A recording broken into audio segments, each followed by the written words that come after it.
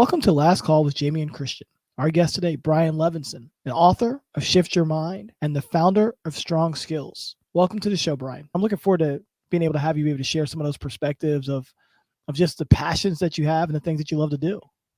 Yeah, it's interesting because we often talked about the pandemic, and you always would say connection is our gift. And I know how much you cared about building relationships with your guys and being around them all the time and having an open door policy. And I've been thinking about this lately, so maybe this is something we can talk about, which is how are great relationships built? And I think for both of us, we believe in the power of vulnerability and the power of, active listening and really being there for people. I'm starting to wonder though, are relationships built based off value? And what I mean by that is like, at the end of the day, we're not going to want to be in a relationship with someone who doesn't add value to us in some way or capacity. And so for sports coaches, I wonder if they need to focus on making people better and adding value to them. And that should be like the foundation of their relationship. And I think the same thing with my wife. Like, if she doesn't make me better and add value to my life, I'm not so sure how great our partnership is going to be. And when my friends aren't necessarily adding value to my life, how strong is our relationship going to be? And so I think sometimes we might get it backwards and think that relationship is about attaboys or taking someone out to lunch or texting them.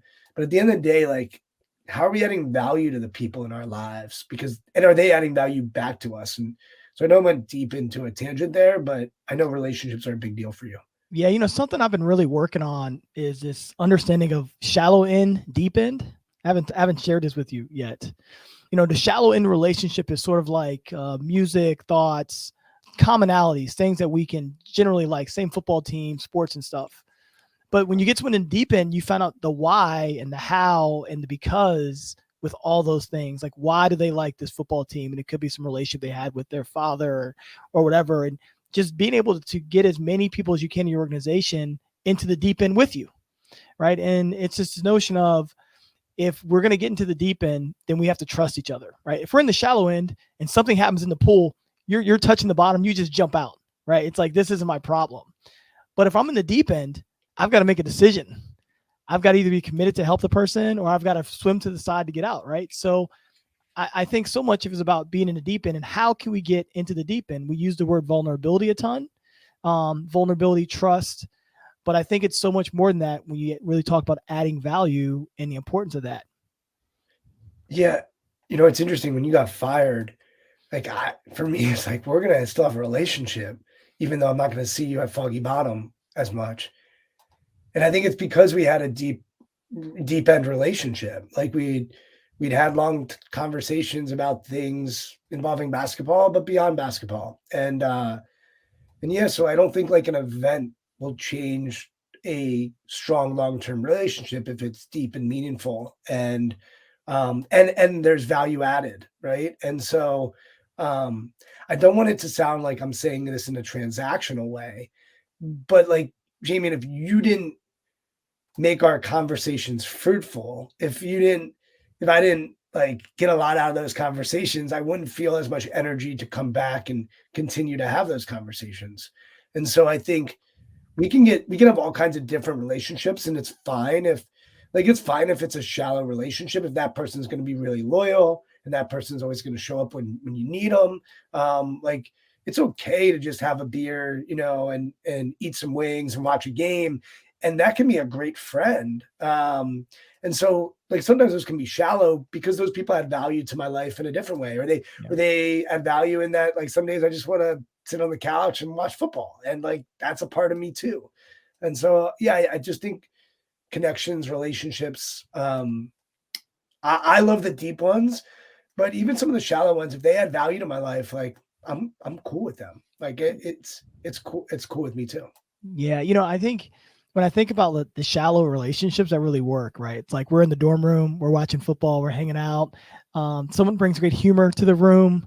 They always have like a funny story or something that happened to them all that week, or, those are people that you really value, that you want to have around you because they bring happiness. And maybe that is value, right? It is. It And is. I think when you talk about a shallow relationship, it isn't always a two-way street. Like I may be deeper with someone and they may only be shallow with me, right? And just recognizing and being aware of just where you stand with people and where they stand with you.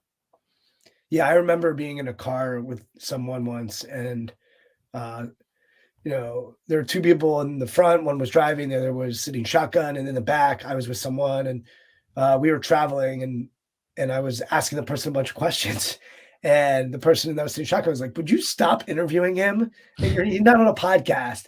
Like that wasn't a time for maybe a deep conversation. Maybe that was a time to look out the window and notice the restaurants or what we were passing on the highway, and that's cool too. So I just bring it up because I think like there are all kinds of different relationships. And I tend to like to go deep. I think a lot of my friends go deep with me when they don't go deep with others. And that's cool. And I appreciate being that. But at the end of the day, it's like, you know, there are so many ways to add value to people. And for coaches that are listening to this, like that's what it comes down to, right? Like you know this to be true, Jamion. There you've played for coaches, you've worked alongside coaches that all have different styles and philosophies. But at the end of the day, if a coach can add value to a person and a player, like that person or player is going to respond really well to them. And I think sometimes that gets lost in the noise. It's like, hey, our job as friends or as parents or as coaches is to add value to people. And it kind of becomes simplistic if you think of it like that. But it really is true. Like, how are we adding value? Even like we go with sort of zoom out and really think big. It's like kind of our role on this planet, right? Yeah. Like leave it better than you found it, and add value in some way, shape, or form. Yeah, you and I actually went through this. I don't want to say it was an exercise, but we spent a long time talking about this. I used to have this sign in my office and said, "It's all about family." And then I really about midway through GW, I was like, "Man, this isn't a family, and that's not a negative. I'm not saying that to be a negative. I love those guys. So hopefully those guys love us, but I'm their coach and they're my player. And now that relationship will change over time, right? It's coach player. Then it becomes sort of like coach mentor, usually when they're like kind of seniors and a little bit out of college.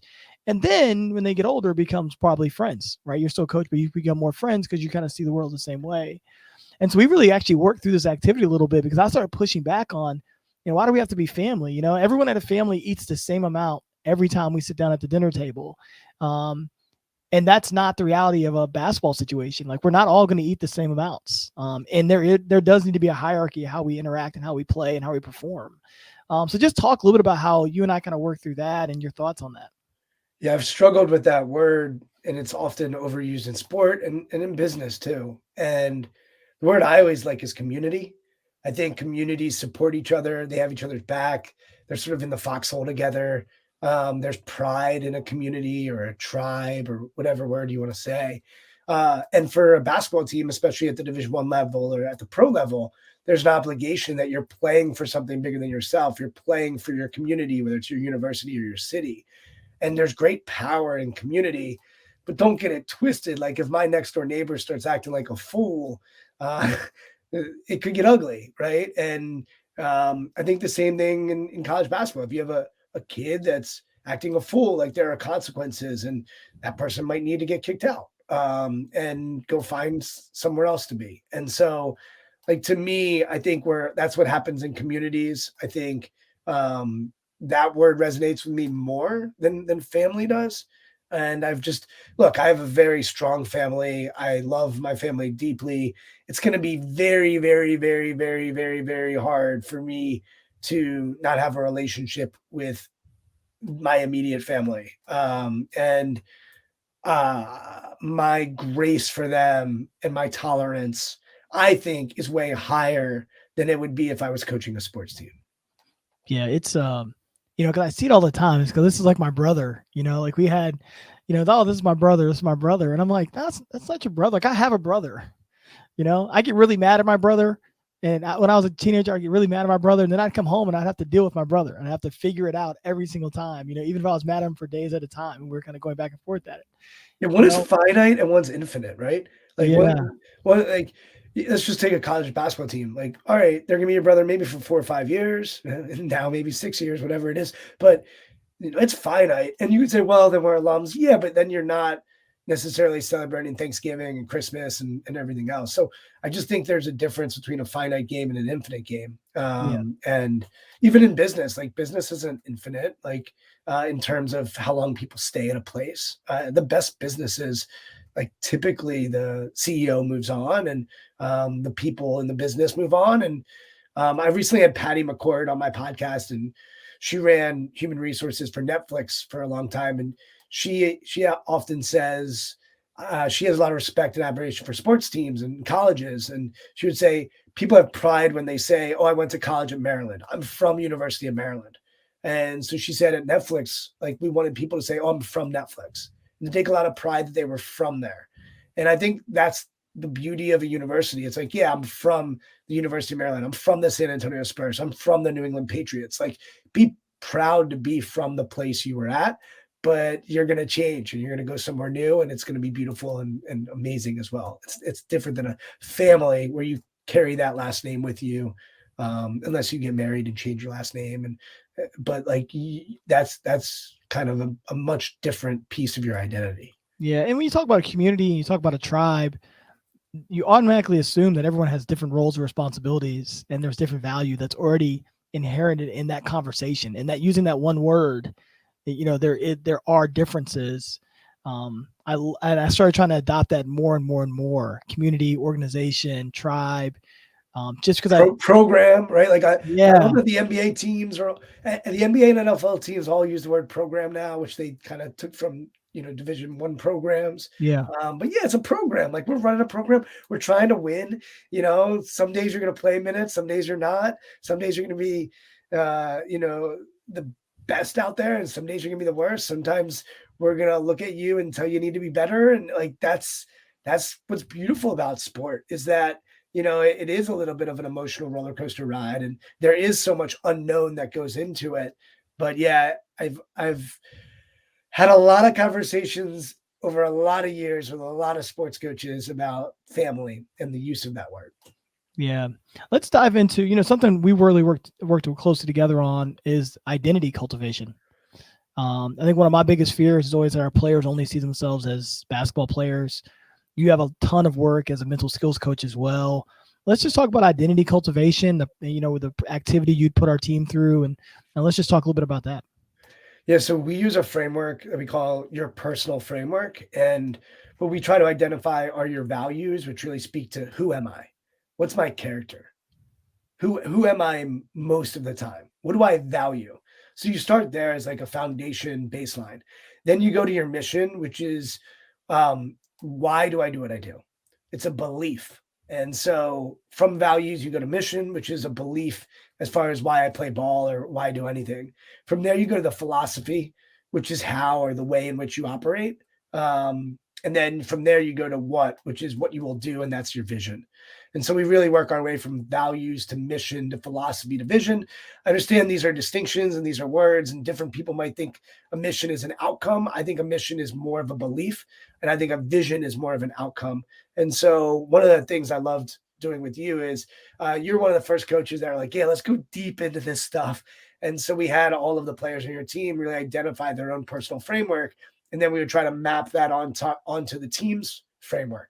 Because I think every team should have clarity around their values, around why they do what they do, their philosophy, like the way in which they play, how they want to operate, I think is one of the things that I really believe in. It's a system. And then what we'll do, I think most sports teams know, as far as, they're playing to win championships, they're playing to win. That's usually pretty clear, but they don't always spend time on the values and the mission, the philosophy. Yeah. I always felt like it was really important because, number one, I'm always trying to assess information about our team, and I want to know where they are right now, but I also want to know where they're heading, where they want to go to. What it allowed for us to be able to do is, we had this meeting structure that I'm obviously really passionate about. We would start there with basically every meeting, and just, when something happened, it was like, where are you with your values? And we would talk about using our values almost as a filtration system for them to be able to make the decisions that they want to make. I don't believe that how you do one thing is how you do everything. I don't believe that. I think that's a really bad phrase, actually. But I do think the person you want to be striving for that more often than not. And I think the values is a great way to have a distinction between who I want to be and who I am today. Yeah, I agree with you. I don't like that phrase either because we're imperfect. So how I'm going to be in one environment is not necessarily I'm going to be in another environment. And I don't always act with the integrity that I wish I would act with. I don't always act with the alignment of my values. And one big thing on values that I've come to understand is the order of your values really matters. And Mm. so like if I value justice and that's my number one value, like that's probably going to be the driver that's going to determine everything. If I were to value achievement, but justice is my number one value, I'm probably going to tell the ref, hey, like that ball was off me, right? You know those old commercials where the kid Yeah. goes and says, that was off me, right? But like if justice is my number one value ahead of achievement, that might show up. And it doesn't mean I don't value achievement. It just means that I value justice primarily. And so I think one of the issues we run into with people in general is that we think just because the order of their values is different doesn't mean they value it. So just because I said, oh, that was off me because justice is going to be my leading driver, doesn't mean I'm still not competitive and value achievement.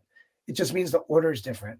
And so as a coach, I think it's really big to try to understand the order of your players' values because those are going to drive a lot of their decision making and their behavior, which is then going to impact your culture pretty drastically.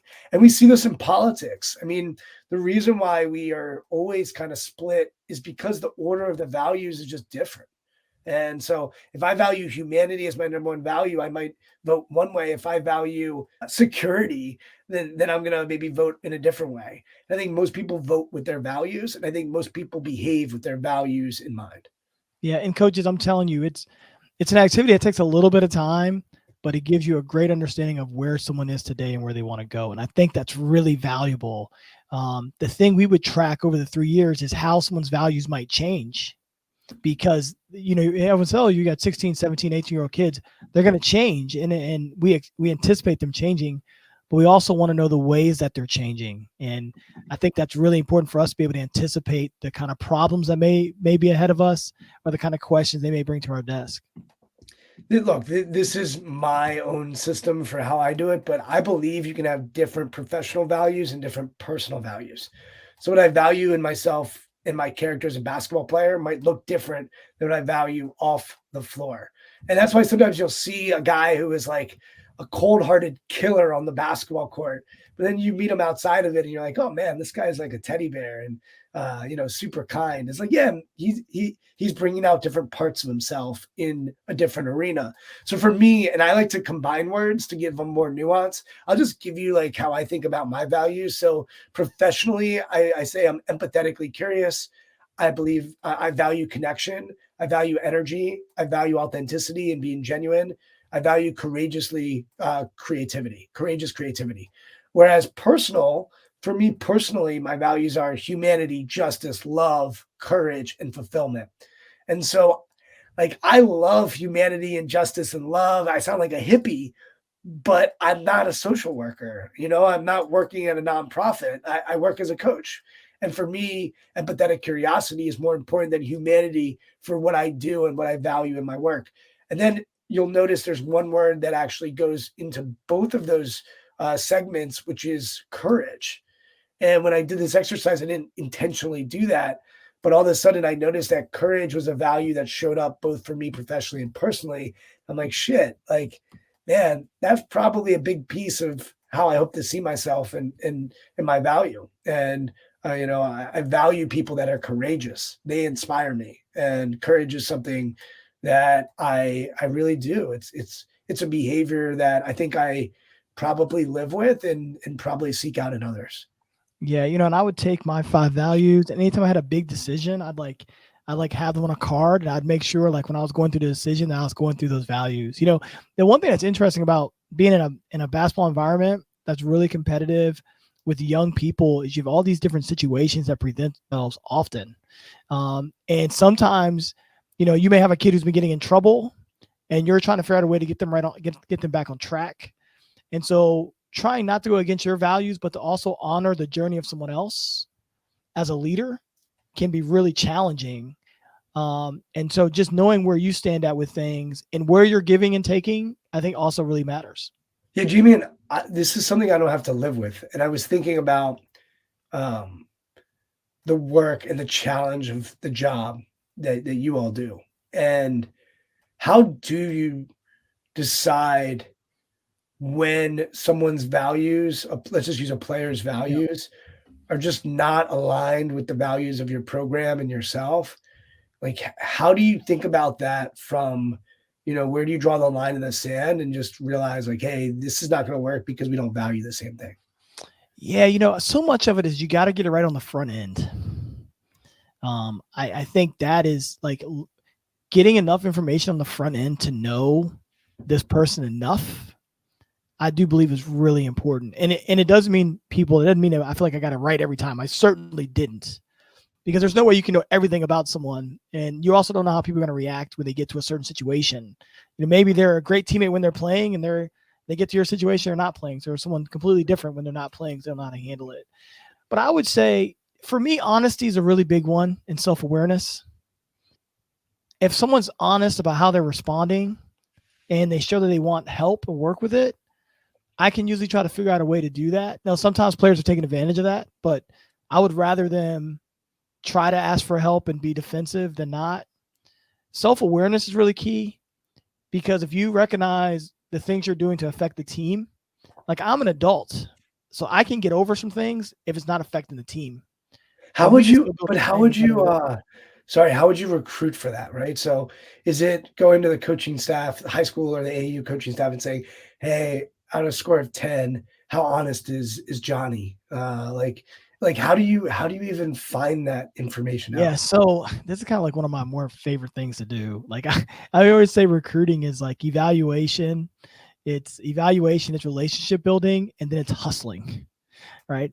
The evaluation part kind of is always going along. And one of the biggest things you try to do in evaluation, most people just look and see how a player plays. No, I do believe you can learn a lot about a player by watching them play. We study so many basketball players, we watch basketball players. We can learn a lot about them when they play. Sorry, But I, can you learn about how self-aware and how honest they are by how they play?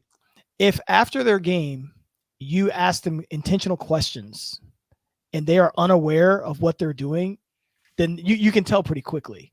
If they're unaware of their body language, I would always say if in the recruiting part, it's all about you want this person to want you to coach them. So if I bring something to them after, again, they play 30 AAU games a summer, and I see them intentionally go out the next game and try to fix it, I know they have a level of self-awareness. Or if they can tell me after the game, you know what, I was off a little bit, X, Y, and Z. But if they come out and they say, Coach, man, I was feeling great. I don't know what was going on with the other team. I don't know why they weren't passing me the ball. You can really recognize pretty quickly if they respond with, man, I don't know what my coach is doing at any point, or questioning their coaching and stuff. You can realize it pretty quickly, on what their self-awareness is and their honesty level. They I don't want to say they go hand in hand, but they're pretty closely linked, I would say. And how do you think about that? Is it Is it more of like a red flag? Like, hey, this is someone we're not going to take. And yeah, hey, those two things aren't aligned with what we need. So it's like, you know what, they can play ball, but if they're going to lack self-awareness and they're going to lack honesty, like we're just probably we're not going to work. Yeah, I mean, number one, I think you try to get as many testimonials as possible.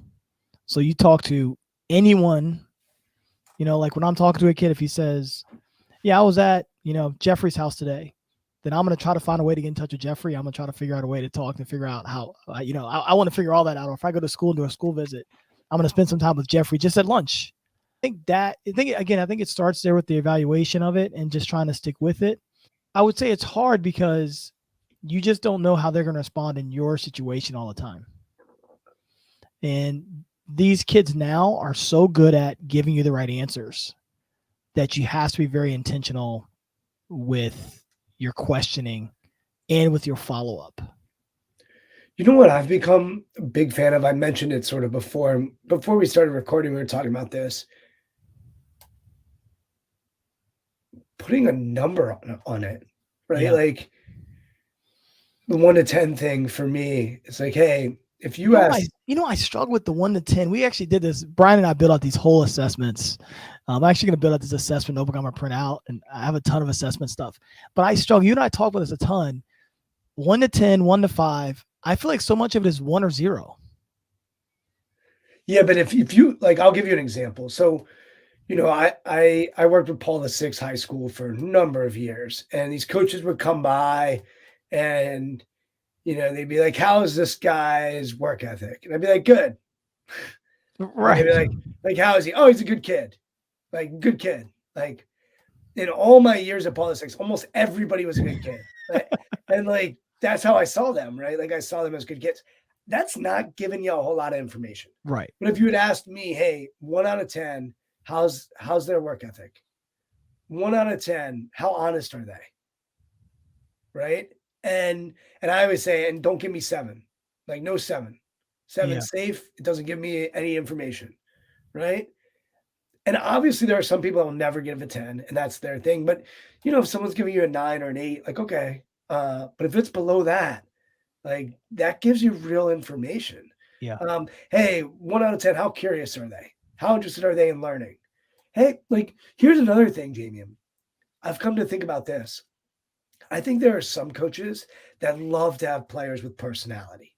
And there are Oh, some yeah. coaches Absolutely. that don't want their kids to have a personality, right? Mhm. There are some coaches that want soldiers, and there are some coaches that want artists. And soldiers are yes, sir, no, sir, yes, ma'am, no, ma'am. And then there are artists who are highly curious. And you've had plenty of artists and plenty of soldiers. Yeah. And so like those are I need things I that I need think. two I need 2 soldiers and the rest artists, and we're gonna go and be amazing. But if you are thinking you're getting a soldier and that person becomes an artist, like Yeah. that's going to be really hard for you. And oh, by the way, what do you want from an artist? What's their role going to be on the team? If they're an artist, but they're the 11th guy on the roster, how's that going to work for you, right? Or if they're an artist and you need them to play defense and just make threes and catch and shoot threes, how's that going to work? So my point in giving that information is to say like, hey, 1 out of 10, how much of an artist is this person? Oh, no, they're not.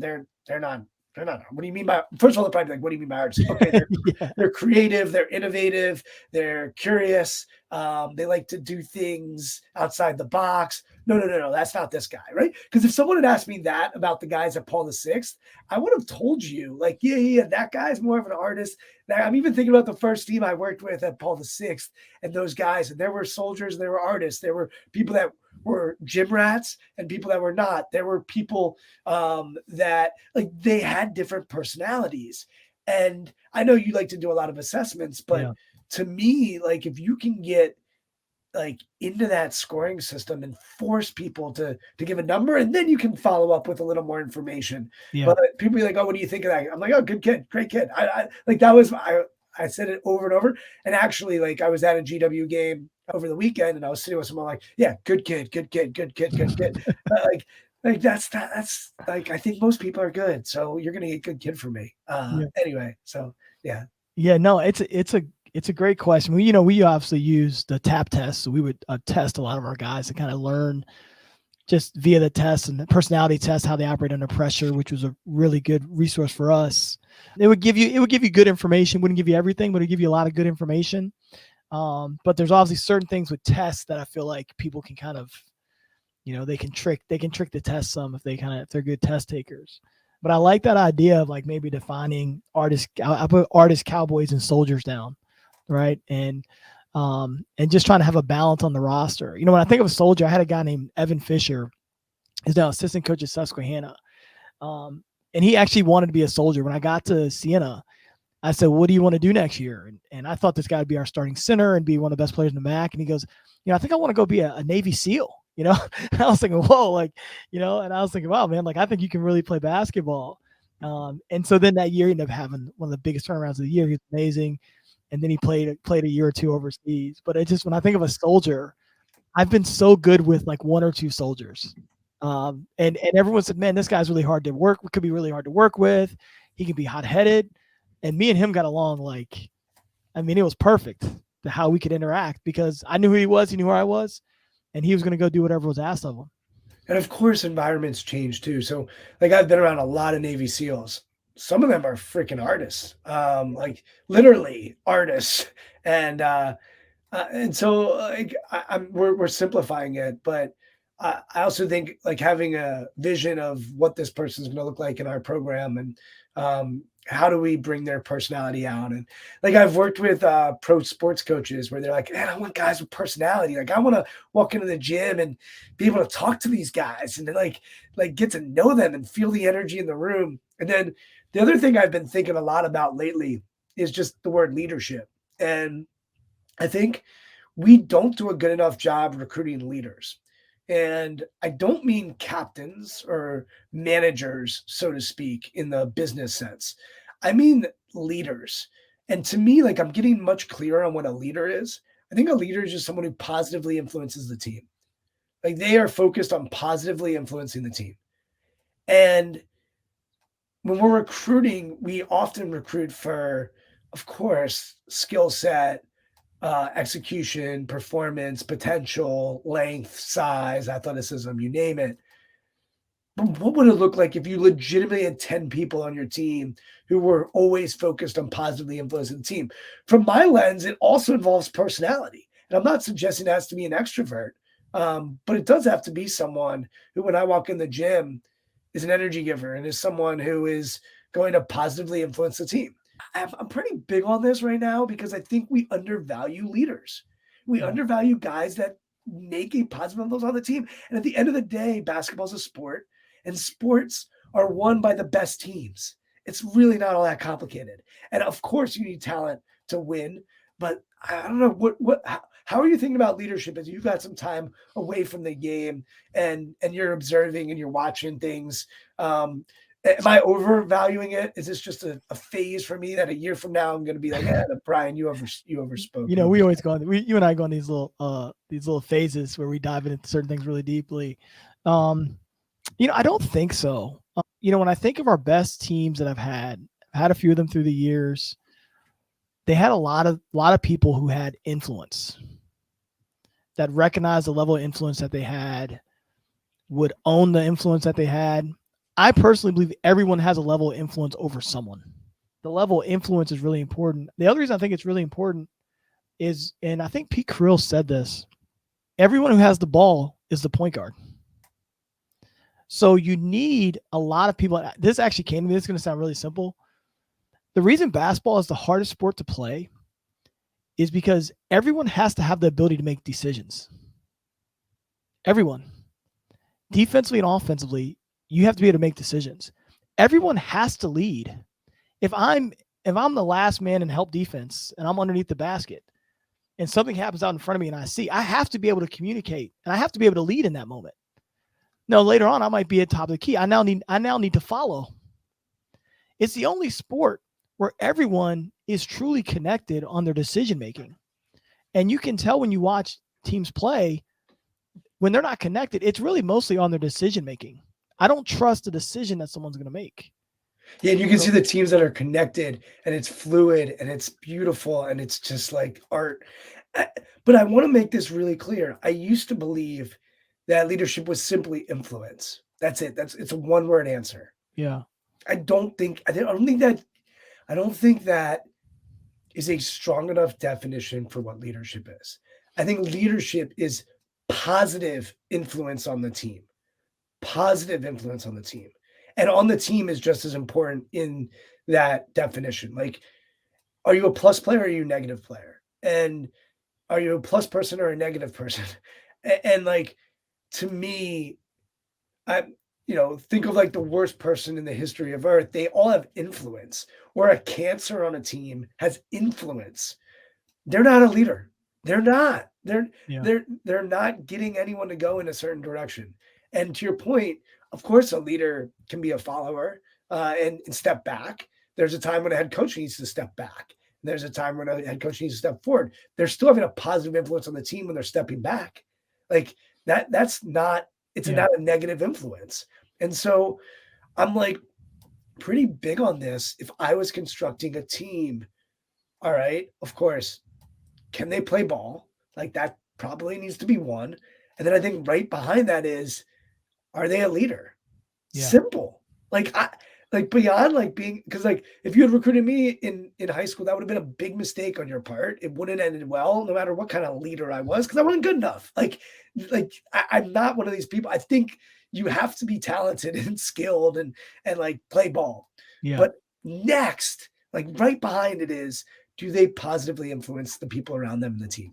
And I always think like greatness, the definition of greatness is you make others better. Like that's it. And so what if you had a team filled with people that were just obsessed with impacting them? And by the way, it doesn't mean that they don't confront. It doesn't mean that they're positive all the time. Like sometimes being a positive influence on the team is actually saying something quite negative. Yeah. That might be what's needed to have a positive influence on the team. Hey guys, you're not going out tonight. Maybe you need someone to do that, or maybe you need someone to stand up for a teammate and push somebody. And like that happens sometimes, but they're being a positive influence on the team. I'm just giving other examples because I don't think it's just be positive. I think it's, hey, they are focused on making this team better. I guarantee you, if you ask people in the NBA about Steven Adams, they will say that guy has a positive influence on his team, whether it's setting screens, being there for his teammates, doing what needs to be done. Like the guy is a leader. Like that is just simple. He has a positive influence on the team. Like, what would it take for us to go out and hunt those guys and find those guys and bring those guys to your program?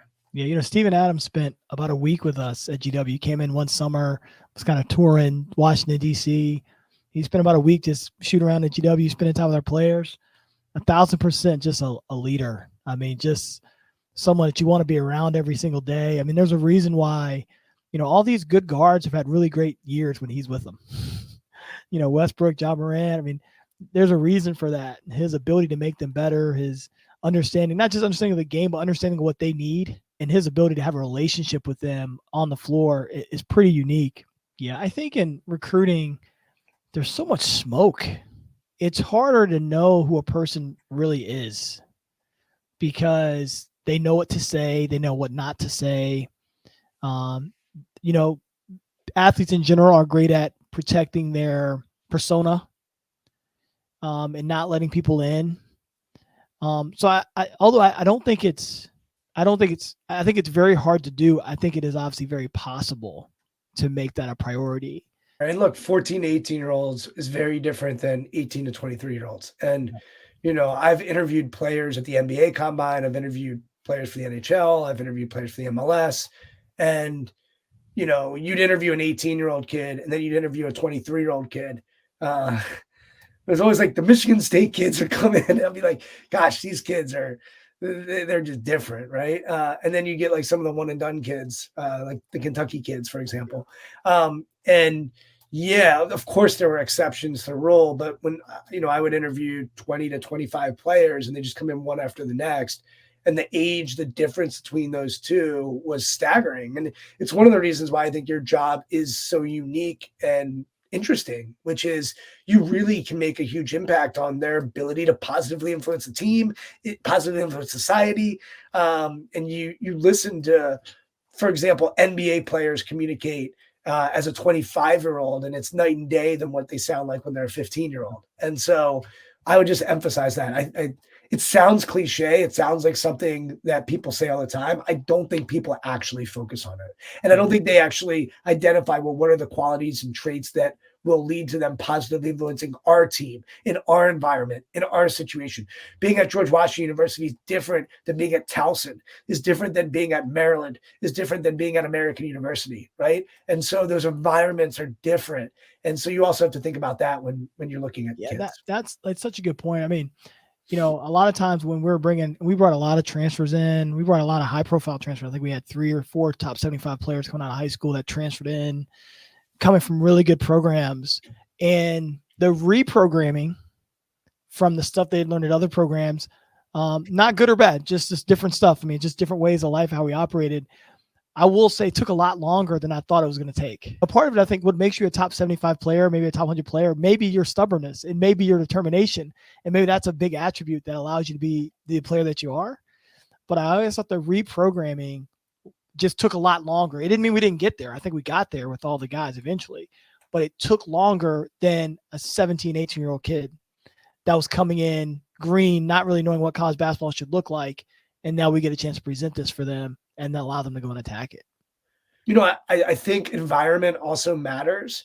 And for coaches, it's up to you to set an environment to help your guys thrive. And then you said it earlier, like, how can you find the guys that have a calling card? And so when I'd interview players, I'd always look for like, all right, where do they hang their hat? And if it's just on their talent or being good, they're missing something, right?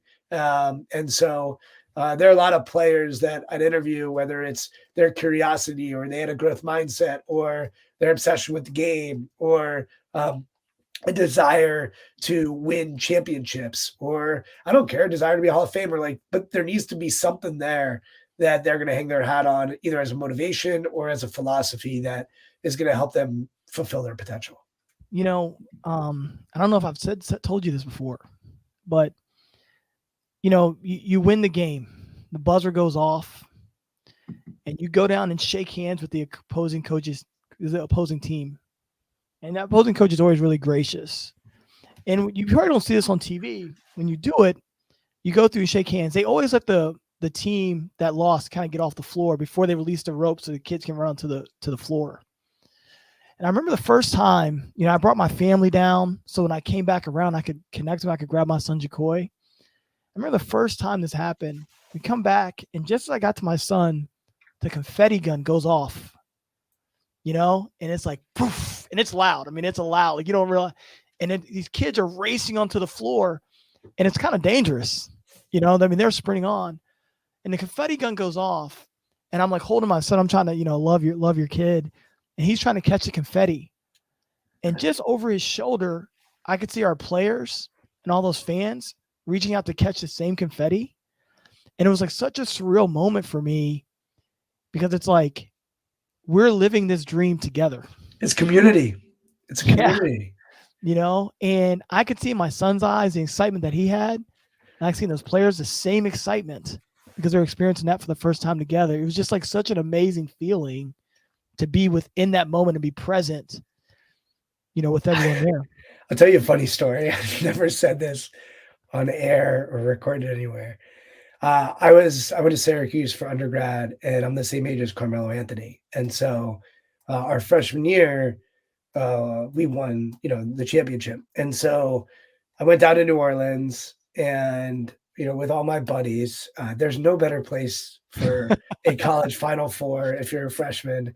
I think New Orleans should host a Final Four every year. That's just a whole nother story that I deeply believe in. But so I'm walking down Bourbon Street. I'm popping into places I probably shouldn't be going into. And I look over my shoulder, and there's Mike Tirico.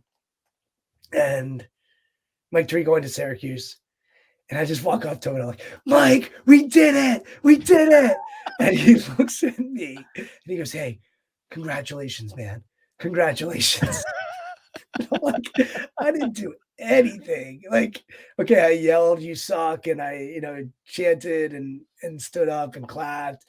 But I tell that story because, like, yeah, I was saying to someone yesterday about the power of college athletics, and this person didn't go to a school where they had that.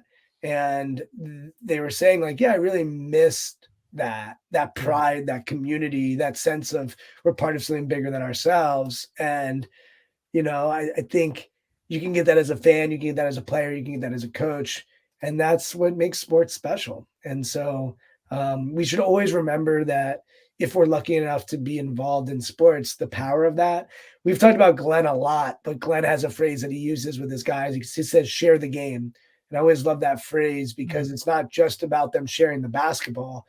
It's about them sharing the game with their community, with their school. And that's always stuck with me. And I think sometimes we get jaded and forget about that. I think sometimes pro teams forget about that. And yet when you have, like, we were fortunate in Washington to see the Caps win the Stanley Cup and the Nats win the World Series. Like, what it does is it brings the community together and you share in that. And if you win and you don't get to share in it, is it really winning? Probably not. So I think it's a good reminder for all of us. I love it. I love it. As we're coming here to a close, we always do this thing here on Last Call. I know you listen, so you probably have an idea what I'm going to ask here, but it's the end of the night. You have a friend on your left who's retired. You have a friend on your right who's still kind of active and working. Can't be any family members. Well, who's on your left? Who's on your right? Kobe Bryant is somebody that I just would have liked to spend some time with. I don't think I'm that similar to him, with the exception of a desire to learn. Um, I think his hunger, his drive, his obsessiveness, his work ethic is like so superior to mine, which I admire. But I'd also want to know about like his mistakes and his failures. And when he retired, and that's why I went there, I was way more interested after he was retired than I was when he was playing. And so once he retired, he became more open and shared how he saw the game, and he became way more lovable and likable. Um, and I feel like he was taken from us when he was just getting started. Um, and so that's who I think of, like, from a retirement standpoint.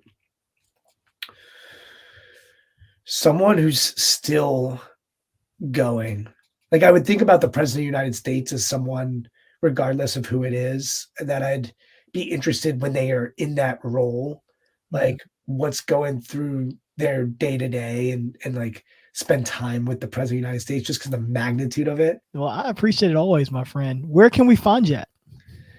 Yeah, so my company's called Strong Skills. So it's strongskills.co. And then I like to play, is what I call it, on Twitter and LinkedIn at Brian Levenson, or both of those places. Thanks for your time, man. I appreciate it always. Thanks. Thank you for joining us on The Last Call, powered by Speakeasy, where careers grow through relationships and relationships grow through Speakeasy. We hope you enjoyed it, and we look forward to connecting with you soon.